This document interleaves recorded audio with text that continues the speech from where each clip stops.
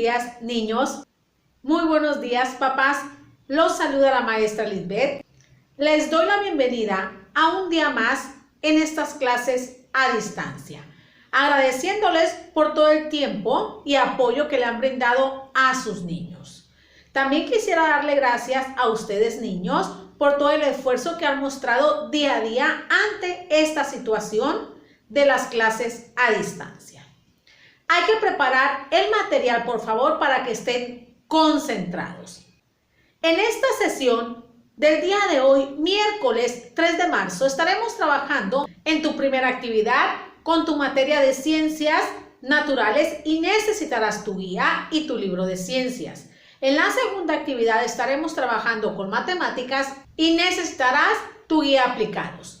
Y en la última actividad estaremos trabajando con la materia de historia y necesitarás tu libreta de historia y tu libro de historia. Hay que realizar las actividades concentrados, por favor. Si tienen alguna duda pueden contactarme y yo les ayudo sin ningún problema. Recuerden colocar fecha, título, instrucciones y su nombre y que las evidencias estén claras y legibles. Les deseo muchísima suerte. Comenzamos.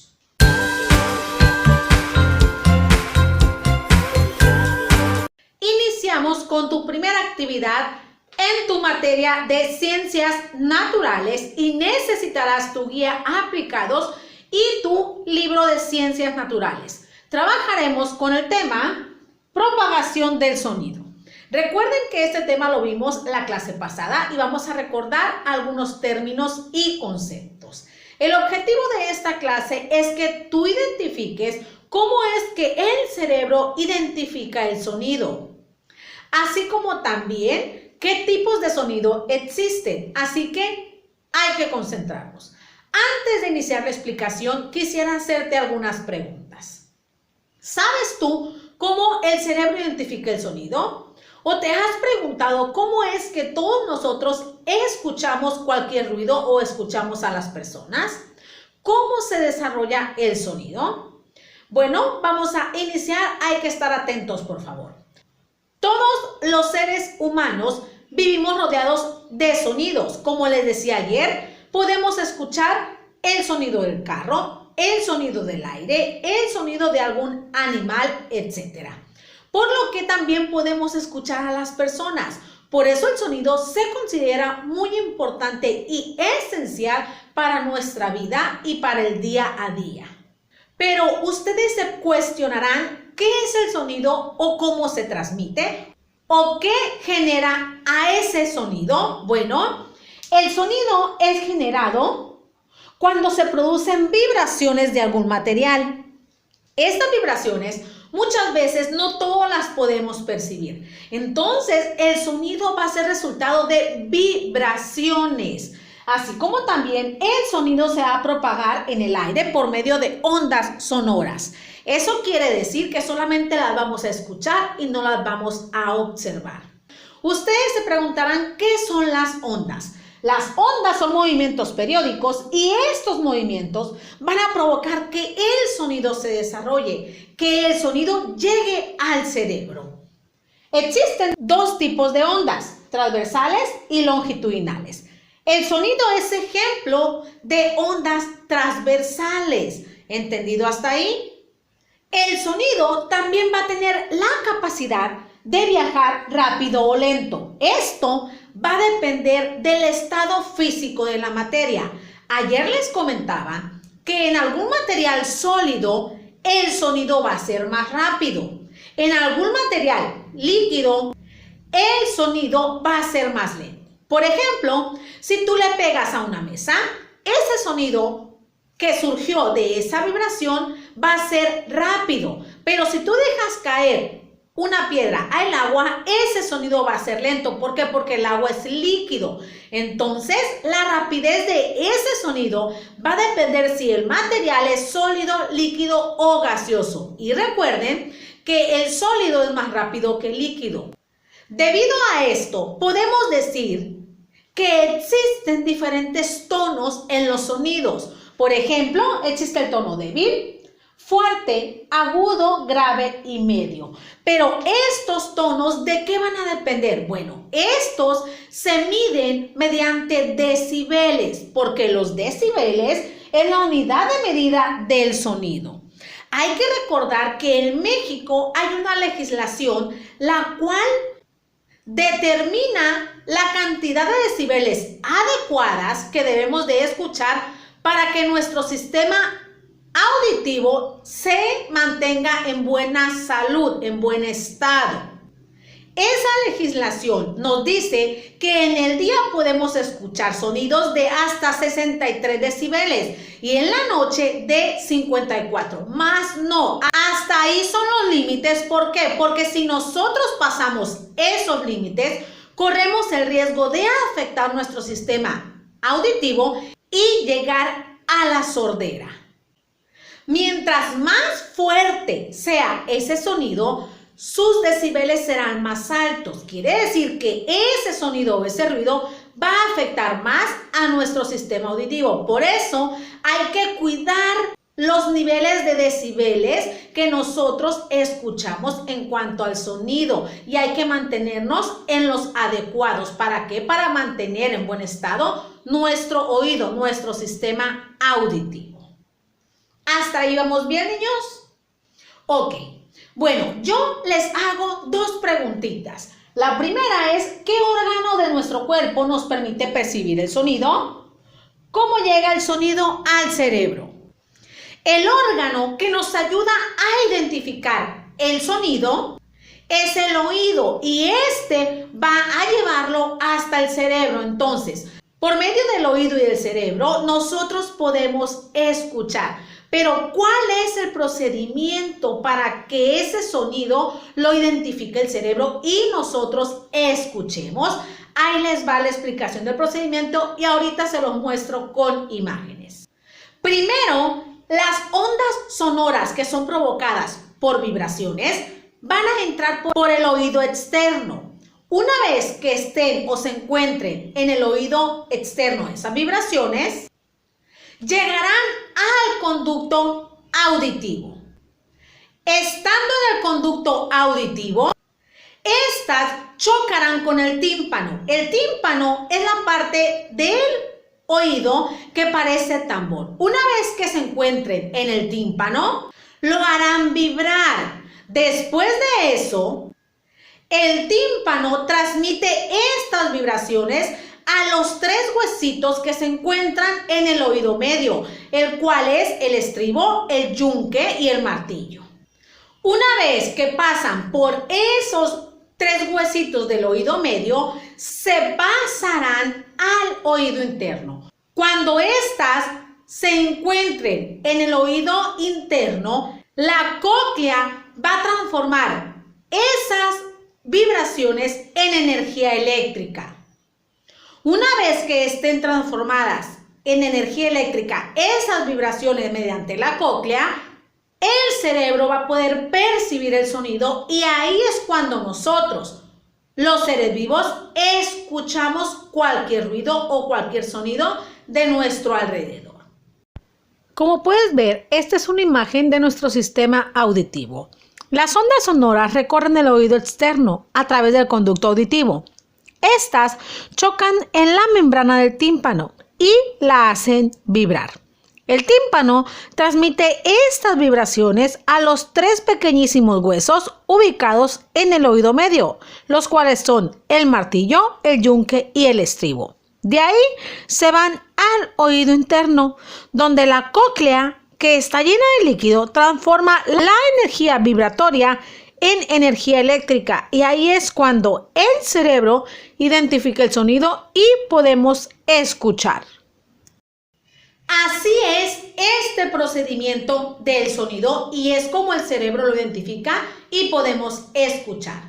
Como se dan cuenta, niños, el sonido es algo muy importante en la vida de las personas, ya que nos permite escucharlas y escuchar otros ruidos de nuestro exterior. Por eso es importante cuidar los niveles de esos decibeles del sonido que nosotros estamos escuchando y mantenernos en el límite para no afectar nuestro sistema auditivo y llegar a la sordera.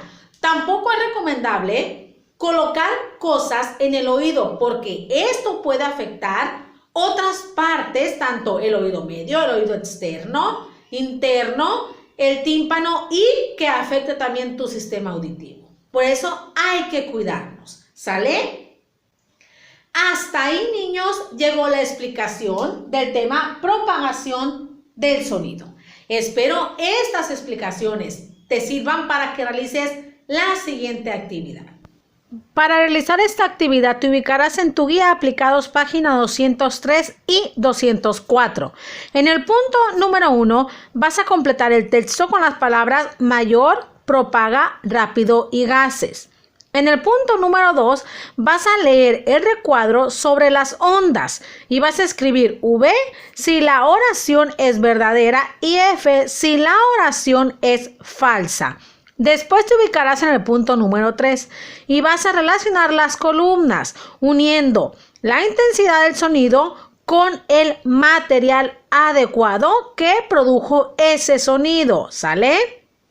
Posteriormente te ubicarás en tu guía aplicados página 204.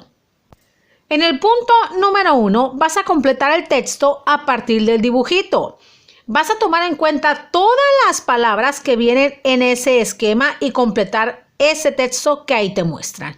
Para esto también puedes apoyarte en tu libro de ciencias, página 111.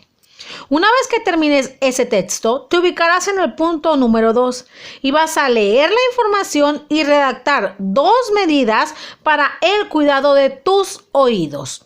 Tómate el tiempo que tú requieras para que realices esta actividad. Una vez que la termines, nos pasaremos a la actividad número 2.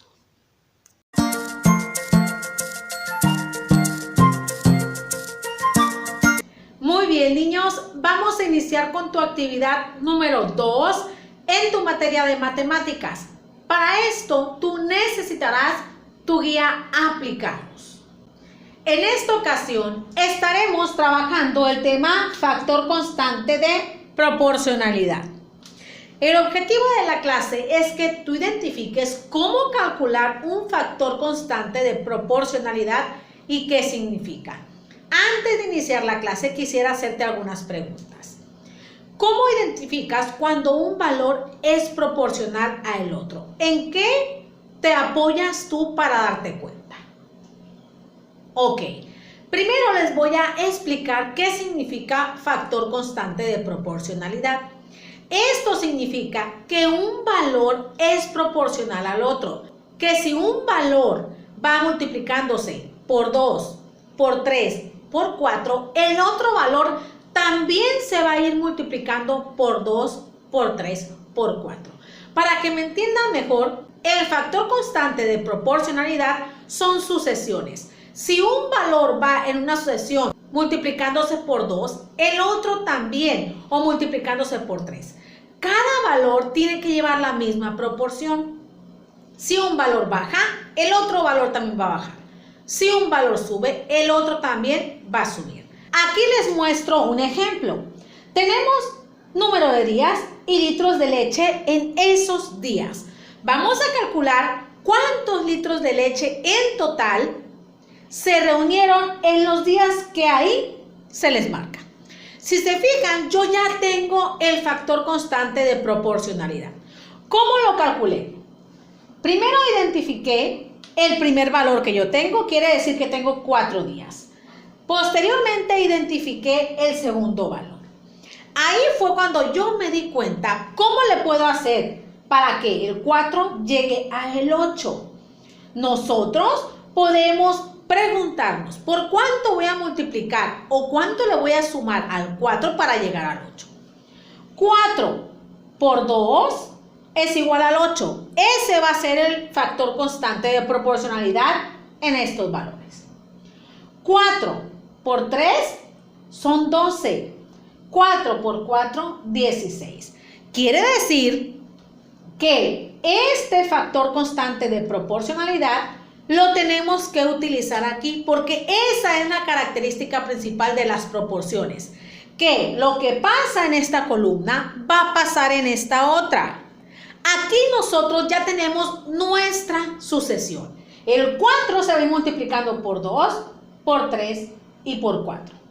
Si yo aquí tengo que en 4 días producieron 65 litros de leche, ¿cómo le voy a hacer para calcular los demás litros de leche? Utilizando el mismo factor de proporcionalidad que es este. El 65 lo voy a multiplicar por 2. 65 por 2, ¿cuánto es? Vamos a ver, 2 por 5, 10. Hay una, 2 por 6, 12 y una, 3. Ahí está. Ya encontramos que en 8 días se van a producir 130 litros de leche. Ahora vamos a utilizar el segundo factor, que es multiplicar el primer valor por 3. Entonces 65 lo vamos a multiplicar por 3. 3 por 5, 15 hay una. 3 por 6, 18 y una, 19. Quiere decir que en 12 días se van a producir 195 litros de leche. Ahora vamos por el último. El 4 para llegar a 16 se multiplicó por 4. Quiere decir que el 65 también se va a multiplicar por 4 para llegar al último valor. 65 por 4. 4 por 5, 20. Hay 2. 4 por 6, 24. Y 2, 26. Quiere decir que en 16 días se reunieron 260 litros de leche. Si ustedes se fijan, el 4 lo fuimos multiplicando por 2, por 3 y por 4. Y el 65 también se multiplicó por 2, por 3 y por 4. Porque este factor constante de proporcionalidad debe de ser el mismo que encontramos acá para llegar al resultado. ¿Hasta ahí vamos bien? Recuerden que el factor constante de proporcionalidad es cuando un valor es proporcional al otro. Que si este se multiplica por 2, también el otro se va a multiplicar por 2. Que si este se multiplica por 3, también este se va a multiplicar por 3. Son sucesiones que tienen que concordar. Les muestro otro ejemplo. Aquí te muestro otro ejemplo más. Tenemos que a algunos alumnos le van a tocar ciertas cantidades de chocolate. Si tenemos que a 2 le tocan 12 chocolates, a 1, ¿cuántos chocolates le van a tocar? Recuerden que para calcular el factor constante de proporcionalidad, primero tenemos que reconocer el valor unitario. Como no tenemos aquí el valor unitario, nosotros lo podemos calcular dividiendo estos dos factores para encontrar el valor de 1. El 2, ¿cuántas veces cabe en el 12? Tenemos que encontrar un número que multiplicado por 2 nos dé 12. Ahí está. ¿Ok? Quiere decir que a un alumno le van a tocar 6 chocolates. A 2 alumnos le van a tocar 12 chocolates. ¿Cuál es el factor constante de proporcionalidad en esta tabla? El 1 se multiplicó por 6. El 2 también se multiplicó por 6. Quiere decir que el factor constante de proporcionalidad es 6. Todo lo vamos a multiplicar por 6 para llegar al resultado. ¿Sale? Ese va a ser nuestro factor y lo vamos a comprobar. 3 por 6, 18. 4 por 6, 24. 5 por 6, 30. Si nos fijamos, va de 6 en 6. Quiere decir que el factor constante de proporcionalidad es 6 porque todo se fue multiplicando por 6 para calcular la cantidad de chocolates que le tocaba a cada niño. Eso es el factor constante de proporcionalidad, que lo que pasa en una columna pasará en la otra. Que si nosotros vamos a multiplicar por 2, por 3, por 4, en la columna siguiente también se va a multiplicar por 2, por 3 y por 4. ¿Sale? Nosotros aquí multiplicamos los alumnos por el valor unitario y todos los fuimos multiplicando igual para llegar al resultado final. Por eso se dice que el factor constante de proporcionalidad aquí es 6. ¿Hasta ahí vamos bien? Ok, niños, ahora con esta explicación nos vamos a la actividad. Pongan atención, por favor. Se ubicarán en su guía aplicados, página 120. En el punto número 1 dice que vamos a calcular el factor constante de proporcionalidad en las ofertas. Para que no se les complique, fíjense bien lo que vamos a realizar. Solamente ahí vamos a realizar las divisiones pertinentes. Fíjense, para calcular el primero van a dividir 141 entre 3. Y lo que salga de cociente, eso lo van a colocar en el cuadrito porque va a ser el factor constante de proporcionalidad. En la siguiente van a dividir 86 entre 2. Lo que resulte, ese va a ser el factor constante de proporcionalidad y lo van a colocar aquí. En la que sigue van a dividir 344 entre 4 y ese será el factor constante de proporcionalidad. Lo que salga aquí lo colocan en el cuadrito que viene enseguida. Y el último van a dividir 238 entre 2 y este va a ser el factor constante de proporcionalidad de esa oferta y lo van a colocar en el cuadrito. Esto lo vamos a realizar así con el fin de que no se les complique. Recuerden realizar las divisiones que les mencioné para calcular la proporcionalidad de cada oferta y colocarla en el cuadrito pertinente. Después se ubicarán en el punto número 4. En ese punto ustedes tienen el caso siguiente.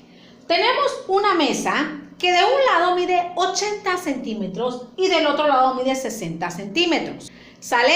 Entonces, después tenemos otra mesa.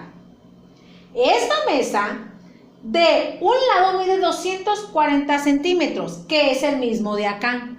Y de este otro lado, que es el ancho, no sabemos cuánto mide, ¿verdad? Lo que vamos a realizar aquí es encontrar el factor constante de proporcionalidad de este número. 80, ¿por cuánto lo multiplicaste para llegar a 240? Entonces, cuando tú encuentres ese número que multiplicado por 80 te dé 240, vas a multiplicar el 60 por ese mismo número. Por ejemplo, si 80 por 2 te dio 240, 60 también lo vas a multiplicar por 2 y así llegarás al resultado de este lado de la mesa y tacharás la respuesta. Es un ejemplo, no es la respuesta correcta. Te repito, tienes que encontrar el número que multiplicado por 80 te dé 240. ¿Para qué? Para el 60 multiplicarlo por ese número y encontrar el ancho de la mesa. ¿Por qué? Porque esta mesa es proporcional a esta. O sea que estos valores multiplicados por un número te van a dar como resultado estos otros dos valores. Y una vez lo tengas, vas a tachar tu respuesta correcta. Ahora hay que pasarnos al punto número 5. Para este punto hay que estar atentos y si lo pueden hacer conmigo, mejor. Tenemos el siguiente problema. En una purificadora empacan 8 garrafones de 20 litros en 40 segundos. ¿En cuánto tiempo se empacan 13 garrafones? Para contestar la primera preguntita, lo que vamos a realizar nosotros es identificar primero en cuánto tiempo empacan un garrafón. Vamos a dividir 8 entre el tiempo.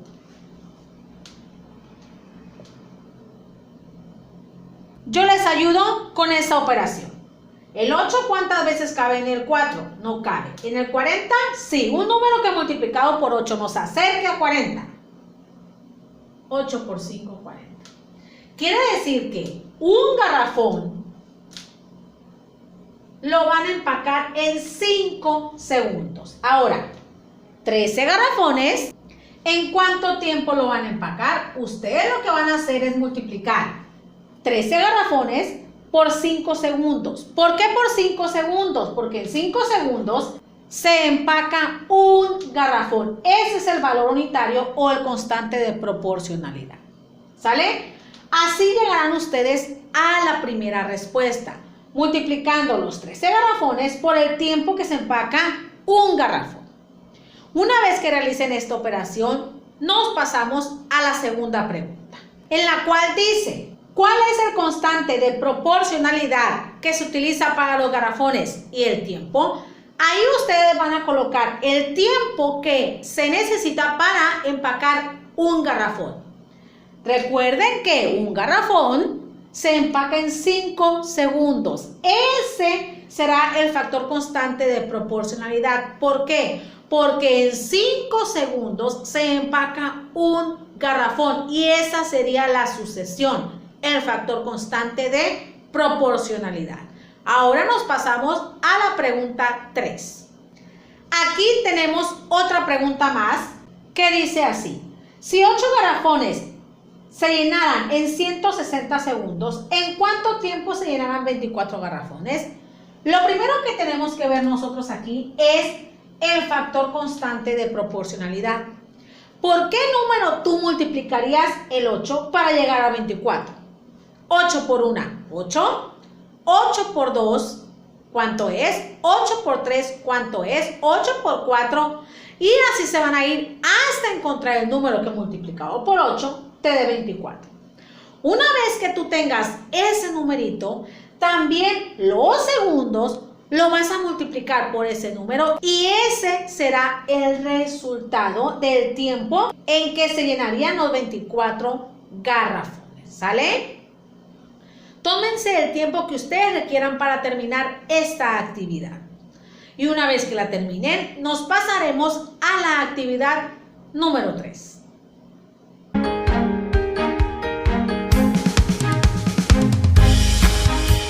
Bien, niños, iniciamos con tu actividad 3 en tu materia de historia. Para esto vas a necesitar tu libreta de historia y tu libro de historia. En esta ocasión estaremos trabajando con el tema Constitución Política de 1917. El objetivo de esta clase es que tú identifiques los artículos que fueron más importantes cuando se promulgó esta Constitución. Pero antes quisiera hacerte algunas preguntas. ¿Recuerdas la época de la Revolución Mexicana? ¿Qué es la Constitución? Hay que recordar que cuando Venustiano Carranza y su ejército constitucionalista vencieron a Francisco Villa y Emiliano Zapata, convocaron a una nueva constitución política, la cual tenía el objetivo de mejorar la industria y mejorar la economía y educación del país. Pero ustedes se preguntarán, ¿cuándo se promulgó? Se promulgó el 5 de febrero de 1917 y esa constitución es la que actualmente nos rige a los mexicanos. Pero ustedes se preguntarán, ¿qué es la constitución o en qué consiste esa constitución? La constitución es un libro donde están escritos los derechos y obligaciones que todo mexicano debe seguir. Esto con el fin de que vivamos en armonía. Esa es la función principal de nuestra Constitución Política Mexicana. Esta promulgación de la nueva Constitución fue uno de los logros más importantes de la Revolución Mexicana y que hasta la fecha se mantienen. Esta Constitución nos identifica como mexicanos, ya que en ella quedó establecido el compromiso y la lucha por las reformas individuales y sociales en beneficio de los ciudadanos mexicanos. Por eso fue uno de los acontecimientos más importantes de la historia de nuestro país. También esta Constitución Política Mexicana retomó aspectos principales de la Constitución que habíamos tenido en otros años, ya que adoptó diferentes principios nacionalistas y diferentes demandas sociales que realizaban los ciudadanos para mejorar los derechos de cada uno de los mexicanos. Tomó esos principios tan importantes de la Constitución que había quedado atrás. Esta Constitución Política de 1917, como les decía, es la que nos rige actualmente, pero también esta Constitución ha sido modificada y se le han cambiado varias cosas, pero los principios más importantes siguen vigentes hasta la fecha. Esta Constitución Política Mexicana para todos los mexicanos es muy importante, ya que garantiza la igualdad de todos ante la ley. Esto quiere decir que no debe de haber privilegios ni tampoco preferencias por ningún ciudadano mexicano, que todos somos iguales ante la ley y ante cualquier situación. Otro principio que estipula la Constitución es la libertad de expresión. Este es muy importante, ya que permite a todos los mexicanos expresar sus puntos de vista y convivir en armonía. Otro principio también muy importante es el derecho a la no esclavitud y la libertad de tránsito, lo cual nos permite que los mexicanos nos desplacemos al lugar que queramos sin temor a represalias. Por eso la Constitución política es de demasiada importancia, ya que protege los derechos de los mexicanos, las garantías individuales de todos los ciudadanos que viven en México. Así como esos principios, la Constitución política tiene otros 3 de demasiada importancia que se mantienen desde esta fecha, 1917. ¿Cuáles son estos principios? Los del artículo 3, artículo 27 y artículo 123. Pero, ¿qué expresa o qué establece cada uno de estos artículos? Ahí les va. El artículo número 3 establece que la educación impartida aquí en México debe de ser gratuita, laica y obligatoria. Desde aquel entonces se estableció ese principio. El segundo, que es el artículo 27, establece que las tierras de nuestro país y los productos obtenidos del subsuelo pertenecen a toda la nación, pertenecen a todos los mexicanos. Con este artículo se pudo recuperar las tierras que se le han quitado a los campesinos. Desde entonces está establecido. Y finalmente, otro artículo muy importante es el artículo 123. Este establece que las jornadas de trabajo para los empleados debe de ser de 8 horas y que cada uno de los empleados tiene que tener servicio social, así como también que cada uno de los empleados tiene derecho a la seguridad, derecho a realizar cualquier huelga si tiene alguna inconformidad, así como la igualdad de oportunidades, que no va a haber beneficios para uno solo, sino que los beneficios de ese empleo serían para todos los trabajadores. Estos 3 artículos fueron de demasiada importancia en aquel entonces y hasta la fecha, ya que mediante esto se impulsó la mejora de la educación, de la vida de los mexicanos y de las condiciones adecuadas para los trabajadores. Como pueden ver, niños, la Constitución política promulgada el 5 de febrero de 1917 plasmó las demandas sociales, económicas y políticas de todos los ciudadanos mexicanos que estaban cansados de tanto abuso por parte del gobierno. Esto fue a partir de la Revolución Mexicana, no se les olvide. Y esto sirvió para que se plasmaran nuevas leyes y nuevos principios en beneficio de los mexicanos. Esta Constitución que les acabo de mencionar es la que actualmente nos rige a todos los que vivimos en nuestro país y nos protege y nos proporciona nuestros derechos y nuestras obligaciones. Como se dan cuenta, es de demasiada importancia y depende de nosotros el seguirla respetando. Bien, niños, esa ha sido la explicación de la Constitución Política de 1917. Ahora pasaremos a la actividad. Hay que concentrarse. Para iniciar esta actividad, te ubicarás en tu libreta de historia, colocarás título, fecha, instrucciones y tu nombre y posteriormente vas a realizar la actividad. En el punto 1 vas a escribir la fecha en la que se promulgó la Constitución Política de 1917.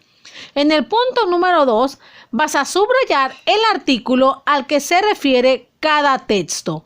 Y en el punto número 3 vas a completar la oración. Puedes apoyarte en tu libro de historia, página 100.